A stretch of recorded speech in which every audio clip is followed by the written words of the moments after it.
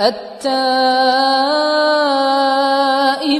العابدون الحامدون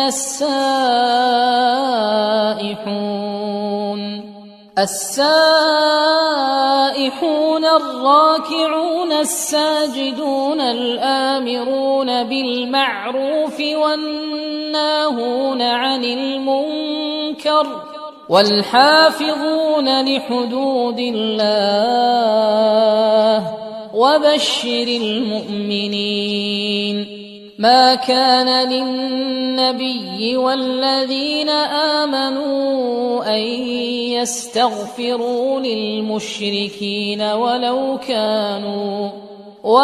كانوا أولي قربى من بعد ما تبين لهم أنهم أصحاب الجحيم.